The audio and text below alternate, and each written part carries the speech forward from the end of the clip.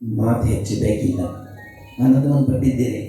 ಆದರೆ ಗೌರವವನ್ನು ಮಾಡೋದಷ್ಟೇ ಮಾಡೋದೀಗ ಕೆಲಸ. ಪ್ರಾಯಶಃ ಮೊದಲೇ ಕಂಡವರಿಗೆಲ್ಲ ಅದರ ಅನುಭವ ಆಗಿರ್ತದೆ. ಮೊದಲು ಸಾರಿ ಕಂಡವರಿಗೆಲ್ಲ ದೊಡ್ಡ ಅನುಭವ ಆಗಿರಬೇಕು ಅಂತ ಕಾಣ್ತದೆ. ಎಲ್ಲ ಕಾಲಮದ್ದೆ ಎಲ್ಲ ಅರ್ಥದಾರಿಗಳು ಬರಬೇಕು ಅಂತೇಳಿ ವಿನಮ್ರವಾಗಿ ವಿನಸ್ತೀನಿ. ಪ್ರಾಯ ಇನ್ನೂ ಸಹಸ್ರಾರು ವರ್ಷ ನಮ್ಮ ಕನ್ನಡ ನಾಡಿನಲ್ಲಿ ಇಂಥ ಕನ್ನಡ ಇಂಪಾದ ಸುಮಧುರವಾದ ಕನ್ನಡ ಕೇಳಲಿಕ್ಕೆ ಏನಾರ ನಮಗೆ ಅವಕಾಶ ಉಳಿಬೇಕು ಅಂತಂದರೆ ಯಕ್ಷಗಾನ ತಾಳಮದ್ದಲೆ ಇದಕ್ಕೆ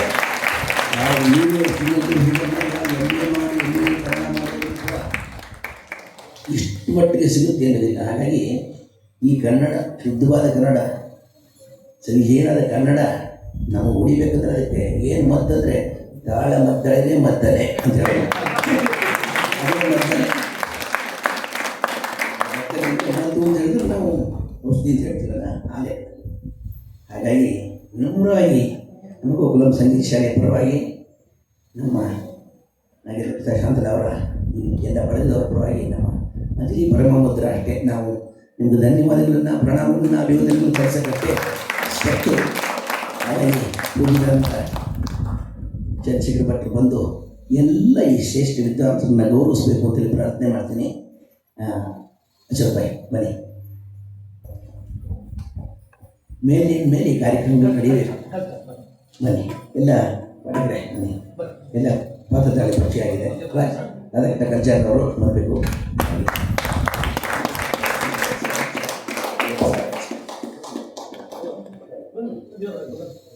ಬನ್ನಿ.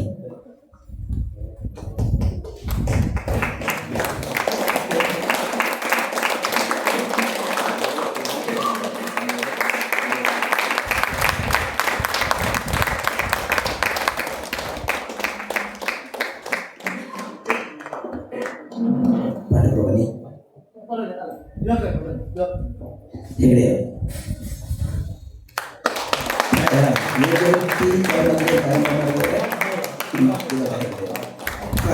ಮುಂದೆ ಇದ್ದವರು ನಮ್ಮ ಪರಮಾತ್ಮೆಯರು.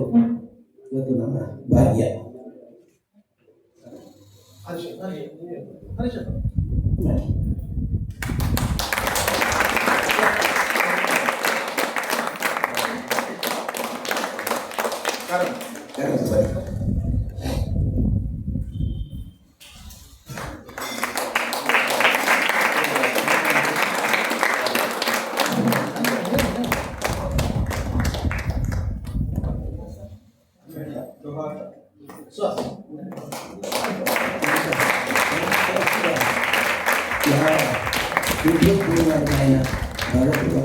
ಅವೆಲ್ಲ ಅಲ್ಲಿ ಎಷ್ಟು ಆನಂದ ನಮ್ಮ ರಾಘವೇಂದ್ರಂತೂ ಇವರ ಹಾಡನ್ನು ಕೇಳಿ ಬೆಟ್ಟಿದ್ದು ಏನು ಹೆಜ್ಜೆಯನ್ನು ಹಾಕ್ತಿದ್ರೇನು.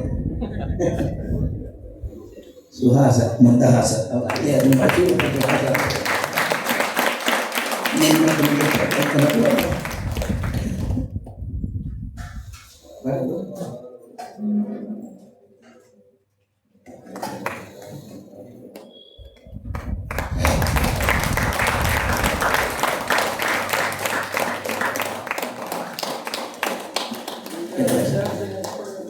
ನೋಡಿ ಅಪ್ಪಣೆ ಆಗೋಯ್ತು. ವರ್ಷ ಅನಿಸ್ಕೊಡ್ಬೇಕು ಅಂತ